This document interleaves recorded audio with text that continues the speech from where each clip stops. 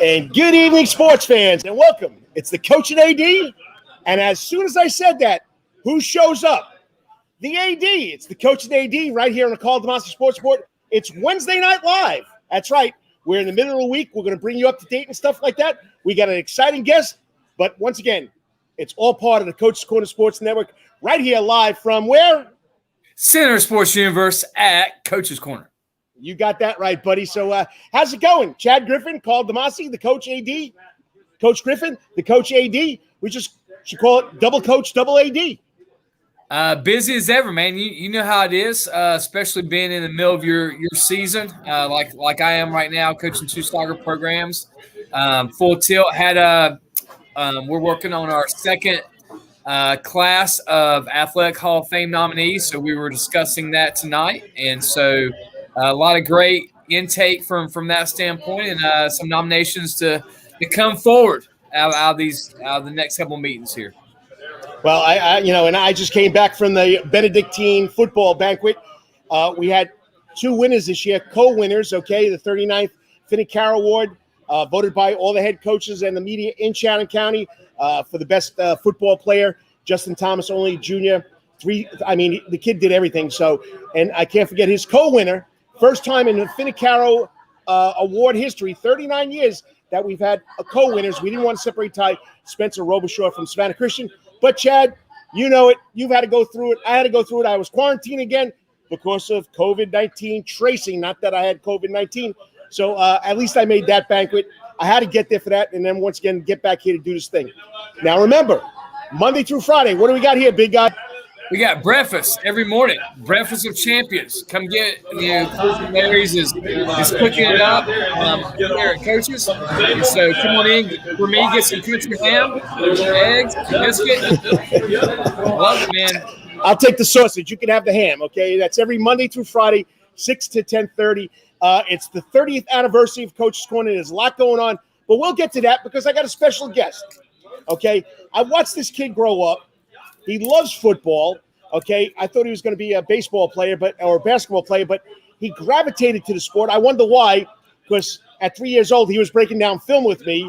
And just to watch him grow and to see what he's done a great job over where he's been, Georgia Southern, Savannah State, Shorter College. I mean, he's done a great job. He's now the assistant head coach, co-offensive coordinator, none other than the real Coach DeMasi, Russell John DeMasi. Let me get you straight here, guys. Let's get this straight. Nope, that's not the one. There we go. What's up, Russ? How's it going? What's going on? Appreciate you having me. Excited to talk some football with you. And it's been a while. Well, it's been a lot of fun watching what Savannah State has done over the last 2 years with Coach Quinn coming on, the head coach. And you know it. I've told you this plenty of times, Russell. Why doesn't Savannah State recruit locally? And what have you guys gone out and done? Recruit locally. How has that impacted that program over there? I think it's huge. We tell our guys all the time, if you recruit within 200 miles of here, there's not another school in our division that we think can compete with the talent that's here. And that's credit to the high school teams, the high school coaches all around Georgia, into Florida and South Carolina. And it's really helped us with our fan base too. It's awesome to be able, most of our guys, I'd say 95% of our team, their parents can 2-hour drive and come watch them play, or their family or their friends. And that makes for a great atmosphere, when you got people that are involved in the game and they really care about the people that are playing. But our kids just done a great job. Everyone that we've recruited from here, a lot of people stray away from, recruiting hometown people because they stay with their high school friends or their hometown friends. They're not, always on the same page as what they need to be able to do as far as playing football and being able to take on that full-time college student aspect of it. And they just done a great job, and they focus and they get it done. They live on campus. They live off campus. Wherever they're at, they get it done. And, we're just really proud of them, and it's really helped us, I think, go 7-3, 2 years ago now. There's going to be a lot more Savannah kids on the field this year. Chad, before I got the Motel Light being fixed here. Motel 8, is that what it is? Motel 6. Leave the light There on. we go. Motel 6. Okay. Well, we got the lights adjustment. Go ahead, Chad. Russell, and talk about that. You just said it. Almost 2 years it feels like since you guys have been back on the field, and What's the preparation been like and the excitement, I'm sure, in the football facility for you guys, knowing that you get a chance to go play here? Just talk about what that's been like. And also, just I want to acknowledge your guys in the time that you guys have had off. You guys have been immensely involved in the community aspect of it. So talk about the preparation and excitement of what you're getting ready to do to play football.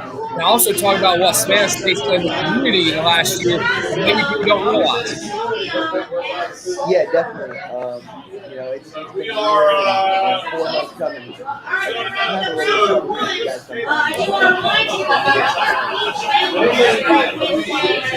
In 4 months, last time we played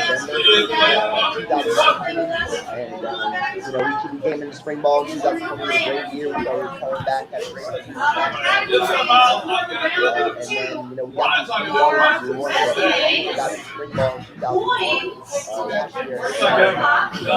Pandemic things got rolling. Some of the so we had a guy doing last fall and practice. That was really but I got credit to our guys. Focus on getting better one-to-one every day. That's what they got it does happen. They're going to be ready. Hopefully all didn't have a game. So a little bit of time, and then finally got 2 games on the schedule for this.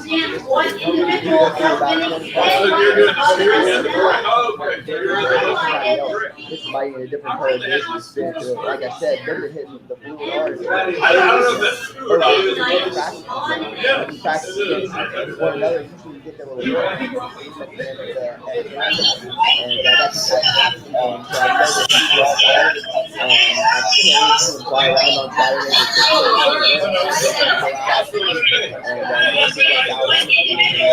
and worked out. There's a lot of new guys.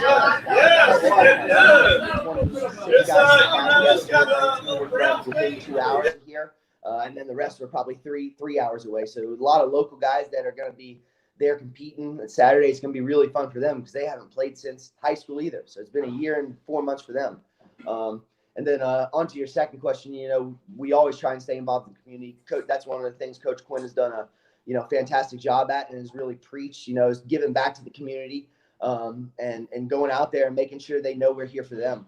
We a couple weeks ago, a few of us went and cleaned by CBC Church over there right off Duran, and then Coach Quinn took a group of guys out to the beach and cleaned it up. And, those are just some of the little things we do. We try and get out there, show our guys, introduce them, because, those connections you make, you never going to know when it's going to benefit you down in the future. As far as maybe getting a job or knowing a guy that has a job opening. And they can say they've seen them out in the community before doing good things. And, we're just going to continue to do that. 2 years before COVID hit, we had over 1,900 hours in one semester of community service for about, 95 guys. I mean, that's a ridiculous, amount of community service. And we're looking forward to get back to that once things get back to normal. That's kind of why you haven't seen us as much. But we were happy and fortunate to get out there a couple of weeks ago. And it was just good to see part of the community and see that they're doing well. And, hopefully we'll see them at some of the games coming up in the near future.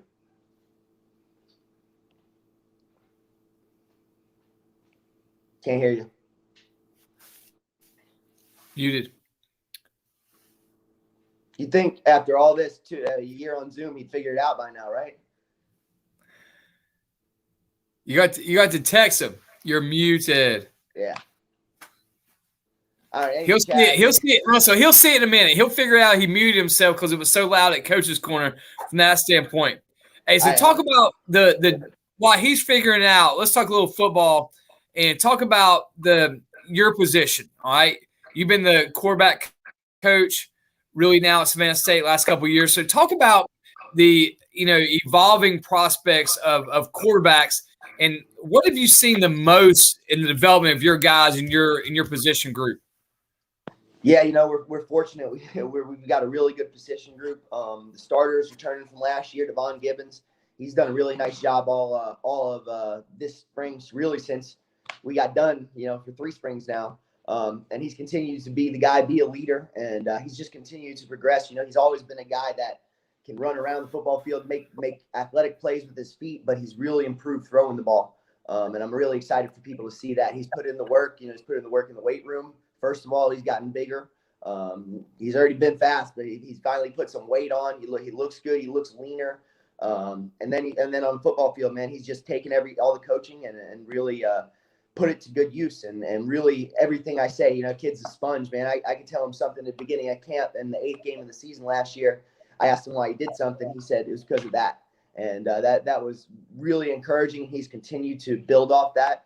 And then we've got, JT Hart was the backup, but he played a lot. He played significant moments in 2019. Really led us to a big win at Albany State when he had to come in right before halftime, led a 2-minute drive, and then the whole second half played unbelievable. He's coming back. He's only going to be a sophomore. We're really excited about him. Hasn't been at practice for a little while, just getting back into practice, but man, he's excited. He's an exciting player. He's a dual threat guy. He can throw it and he can run it, but he just knows how to run the offense. And then we had a Georgia transfer that couldn't play in 2019. He's been chomping at the bit to get back at it. It's been a while since he's played. And, man, he can do it all. He's so smart. He's cerebral. He understands the game. He asks questions. He's another coach on the field. So I'm fortunate that we got 3 guys we think we can win with. Hopefully we'll be able to see them all Saturday. I mean, that's the plan. We're excited about, seeing them compete and seeing them play because they've all earned that. And then the freshmen we have, we've got Antonio McKnight, Jalen Wells, and Cole Donahue. 2 of them are Savannah kids, one from Beach, one from Islands. And, they're just competing. They push those other guys to get better every day. And the best thing about our room is all our guys play other positions. So one of them's not taking reps at quarterback. They're taking reps at receiver, running back, tight end. I mean, Cole Donahue has done a great job playing some tight end for us here recently. Really excited to see him on Saturday flying around because he's one of the best kids on our team. Local guy, loves everything about Savannah State and Savannah, and that's really special. And then we look forward to having one come in, a guy that plays basketball for dad there and played football over at Islands. He's a quarterback. Jaden Adams signed with us this signing class, and man, he's an athletic guy as they come. We want to find a way to get the ball in his hands, whether it be a quarterback, wide receiver, slot, whenever he gets in. And we think he can play the defensive side of the ball. So I'm fortunate and blessed to have a lot of guys that can do a lot of things, and it makes the room fun. They're always competing, always laughing, but they're rooting for each other. I think that's the biggest thing is they want each other to do well while they're in. That's something I preach. That's something I expect of them. And if they're not that type of guy, that's not the type of guy we want. We want them to want the other person to do well, to talk to them in between drives, tell them what they're seeing. And I think that's something special. I think that's something you'll be able to see from our group. Can you hear me now, guys? Gotcha. New computer, new hookup. I got here at the last minute. I do apologize. I know at the beginning of the show, people couldn't hear you. We got it fixed now. I apologize, Russell. You're watching the Coach and AD Wednesday Night Live right here from the center of the sports universe, Coach Corner. It's Karl DeMasi, Chad Griffin, and the real Coach DeMasi, Russell DeMasi. All right, you just said it. The kids coming out love Savannah State now. You've been there 6 years. What has this place meant to Russell DeMasi? You're the only coach that's been there for 6 years, right? Yeah, I've been here for a while, longest tenured, but I've just always tried to do the best job I can while I'm here. I mean, that was my goal. Savannah's my home. Grew up seeing Savannah State, unfortunately not in a great light. 20 straight losing seasons will do that. You think about that, it's really unbelievable. You think you'd luck up and get a season here or there, but unfortunately it never happened. And when I came here, that was my goal, is to progress each year. And I think that's something we've done while I've been here. And, I'm starting from the position coach. Each year I tried to get my guys better. I was a wide receiver coach for 3 years, so that was my goal, was to improve every year, improve every day, and then improved in the win column. And then when Coach Quinn got the job in 2019, he was fortunate enough to name me the quarterback coach and co-OC. And then I just moved into that role and made sure I was doing the best job I possibly could, getting the offense in order, as well as the quarterbacks and running backs, making sure they're know their assignments, do their job, and can be trusted on Saturdays. But it's great to see the turnaround. That's the biggest thing, and see the community starting to get behind it. They really started showing up. We were 4-3 last year, going into our last 3 games, and I've never seen more people at the Albany State homecoming game and then the Fort Valley game to follow it. People really started buying in once we started, having some success on the field, and hopefully, probably some community service attributes to that as well. They're seeing us out there in the community. They're coming to support us. because of that, because they see us out there, trying to help out, make things better. And they came to our games and made things better. It's awesome to play in front of those fans. We look forward to doing that hopefully in the near future. But it's great to see the change and the amount that people, want us to be successful, and the amount they do for us to be successful. Because it's not just us that, makes our team, have a winning edge on Saturdays. It's people that, donate. You guys still there? We're still here. The phone just went black. There you go. People that donate food, people that help us out, our weight trainers, our compliance people, our AD. It takes everybody. It takes a village, and the community's really done their part supporting us on Saturdays and giving back to us in a lot of different ways. And I can continue to look forward. I was looking forward to last season. We thought we had a really good team. We thought the crowds would have been unbelievable after the first winning season in that long. So we want to put on a good showing these 2 games in the spring, and hopefully we can get some of that support back. And I just can't wait to see it. Chad? Yeah, so Russell, as we wrap up here, one thing that I always like asking in coaches, especially college guys, is the recruiting process. With once again the NCAA standing, basically putting you guys on hold till June, right? Can't go off campus until June, and even then you're not really good if you can go. How much does that impact? I mean, I know it's got a tremendous impact. So are your guys? Is it really now you're having to evaluate totally on tape? I mean, video, huddle, and you're having to really evaluate guys via huddle. And do you know if you guys are going to be able to have camps this summer? Has that come out yet from a recruiting standpoint, having people on campus and having camps? The last question, can you put that on mute? You go mute for a second. I can't really hear Chad. But camps are scheduled for this. For this upcoming summer. It's been a while since we've seen Division I's on a dead period all the way until May, but the good thing, we're in Division II. We've actually been able to get out and see some people. It's been tough because not a lot of people are in school. We got social distance. Most of the time we try and meet with people outside. But it's a different process. Usually it's about meeting the kids, seeing them in person, learn about their personality, if that's the type of guy you want around your other guys. That's really been taken away from us, over the past year. So film is a lot more important now, and you really spend a lot more time watching film than you did before. Instead of watching them, 10, 15, 20 times, now it's 50, 60, 70, because that's the main source of evaluation. And I got to tell you, we're all not a fan of that, really. We like to get out. We like to meet the student athletes. We like to talk to the coach face to face, and see what they're really about, if they're about being on time and making sure they do things the right way about their schoolwork. Transcript can say one thing, but you meet a guy and, you can really tell if he's invested in school or not. And, that's probably one of the first things we look at is actually their transcripts. We see their film one time, and the first question we ask is, how are his grades? Is he eligible? Is he going to be able to get into school? And that's a really important part that a lot of student athletes don't understand in high school. They're all about the athletics, but not about the grades. And I can say I was the same way. I didn't learn until much later on. And it's something that people are doing a much better job now of enforcing, that ninth grade on matters. You got to get good grades starting early on, or it's going to be tough to bring that GPA back up, and it's going to be tough to get into a lot of schools. And I tell people, I'm sure I've said this to you guys, when you got a 3.0, you can be recruited by 94% of schools. When you got a 2.2, you can be recruited by 6% of schools. So it really, and it fluctuates in between. It really matters, and that's what these student athletes got to understand. And that's what we like going and seeing people. We like talking to teachers, talking to their compliance officers or their I can't even think of the high school, their guidance counselors, and seeing, if they really try in school, if they put forth the effort, if they're a good person, if they walk around and if they don't talk to anybody, if they're rude, we want to know those types of things. And without seeing them in person, it's hard to figure that out. But we're looking forward to getting back in that camp circuit, getting back in recruiting, getting back in the schools, and seeing student athletes face to face.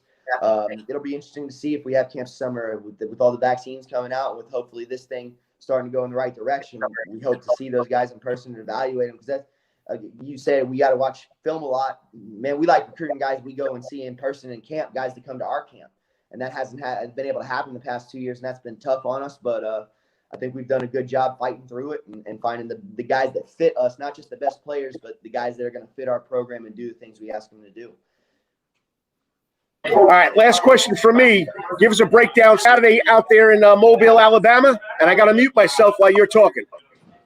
I can hear you now. Appreciate it. It's going to be great to see our guys compete. West Alabama's a tough opponent. They were a good program last year in the Gulf South. I think they went 6-5 last year. I know Coach Gilliland personally. He was one of my position coaches in college. He's done a great job since he's been there. I think he's been there 6 or 7 years, to be honest, as the head coach. And each year you fear their teams. They're always fast and they're always physical, and they play a good style of football. Defensively, they're going to be sound. They're not going to make a lot of mistakes. We're going to have to put together a lot of drives. Not, one of the things we preach is not turning over the football, winning the turnover battle. We have to keep the ball away from them, to win the time possession battle. They've got, they don't have a lot of returners from 2019, but the guys they do have, all these new faces we saw last week. They played Limestone, won 27-17, was up 20-0 early, and then really pounded the ball, so kept the ball away from Limestone. They're a good football team. Coach is going to have them prepared. He knows how to play our style of offense. So we've been in there, stressing about it. He might come out and tell something totally different than we've ever seen before, and that's something that he's known for. And we're just excited to see our guys compete. Like I said, they've been through probably 65 practices since their last game, and I know they're chomping at the bit to go and play somebody else. And I can't wait to see them fly around.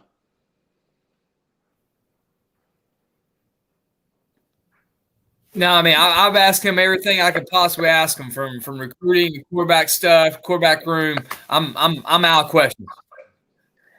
All right, Russ. I know a new computer. It's picking up a lot more noise. I've been using an older one. I apologize about the beginning of it, but once again, great job.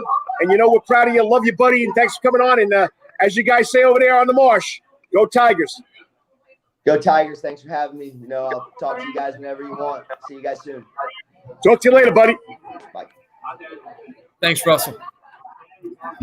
New computer, Chad. I apologize. The other two kind of outdated, so I got a little newer one, but I didn't know it was going to pick up everybody. How bad does it sound? Yeah, whatever it's doing, it's working. It's working without a doubt. It's picking up everything, which is good, which is a good thing. Hey, so what's going on with you, man? How's everything going at Allen's High School in sports? Talk about what's a little bit there. Well, it's full swing: soccer, tennis, baseball. Lacrosse hasn't gotten into a game yet, so hopefully that happens soon. But the kids are working hard, coach is working hard, so I can't wait to see the lacrosse team play. We lost a lot of kids. Chris Mercer has been doing a good job with them, and once again, baseball is always consistent. Great game against you guys Saturday at historic Grayson Stadium. Calvary won 2-1. Soccer team, always one of the better teams around, girls and boys, and then of course, tennis teams have a lot of success. Kelly Jeffries is out there with like 25 kids, so we're doing well over there. But it's full spring season. We got to get into rankings. We got to get into what's going on. We'll do that Saturday. Got a great show lined up. We're gonna talk a little bass fishing with our athlete of the week there, Chad. John Michael Osterman, from BC, is going to sign a scholarship Friday to go bass fish Emmanuel College. I didn't know this. There's only 17 colleges in the United States that offer bass fishing scholarships. He's got one of them. The other one is Bruton Parker here in Georgia. And then we're going to wrap it up with it. We're going to catch up with another pro golfer, Tommy Schaaf. The guy's been around. He's been around as long as Tim O'Neill. We're going to catch up with him. He's been doing great on the lower tours, but I'm excited about it. We just got to find our intro guest. I tried to get Makos, but, she's got to do Saturday school the next 3 weeks, so we'll get her back on. So we'll go with that. Now, quick question. When did sports end last year? The what? When did sports end last year because of COVID-19? You remember the date?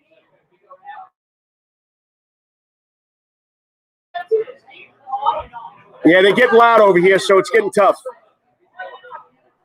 Can you still hear me? Can you hear me? I got you. What was the question? when did sports stop last year? What was the exact date? Do you have one? Now. I remember a year ago this week, we were getting ready, like tomorrow, we found out that we couldn't travel to Aquinas to go play soccer. Baseball was playing their last game against Savannah Country Day, and that's when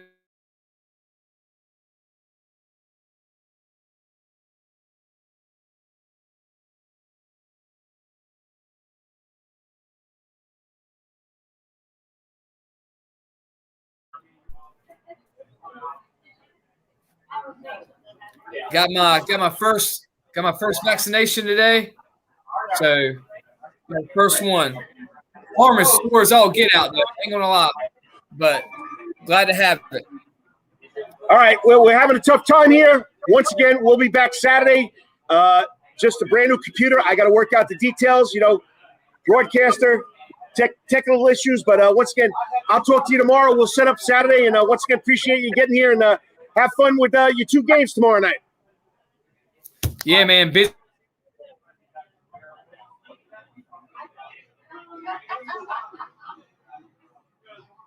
Yeah, it's starting to freeze on his end. So once again, we'll be back Saturday morning.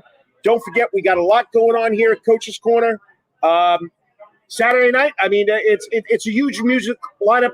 It's the 30th anniversary of Coach's Corner, and it's going to take place in the Sound Garden Friday night. Coach's Corner is kicking off the celebration with their friends at Southern Eagle Distributors. They are bringing Midnight City to the Sound Garden stage, sponsored by Bud Light Hard Seltzer. They're from Charleston, South Carolina. There isn't a style of music they can't do. They'll play music you can dance to. 5 musicians just playing music that you like to listen to, and it's going to be really fantastic. Then don't forget, Saturday night, okay, I think this is John Henderson's favorite band, the tribute band for Journey, Departure. All Journey music, you're going to love it, okay? In their 13th year together, Departure is the most respected Journey tribute band in the nation. Tribute replicates the look, the sound, the feel of the original 80s rock supergroup Journey. So once again, and that's Saturday night. Departure will play all hits that everyone loves. They perform for 2 hours straight without taking a break. The performance is professional and highly energized.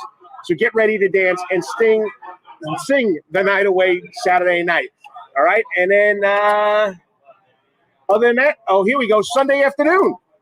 If you can get a chance to party Saturday night with Departure, they'll be doing a matinee. Departure's playing a super rare Sunday show in the Sound Garden. Make your plans to get here. All right, it's been a tough night. I had to go to a banquet, presented Justin Thomas, Benedictine Cadet, the 39th annual Finicari Award. I know it's loud in here. I do apologize. New computer. We'll be back. I get bigger and better on Saturday morning. Once again, whatever you're doing, always hit it at the park. Until I see you on Saturday, may it be your best week ever. I'm out of here because it's too loud in here.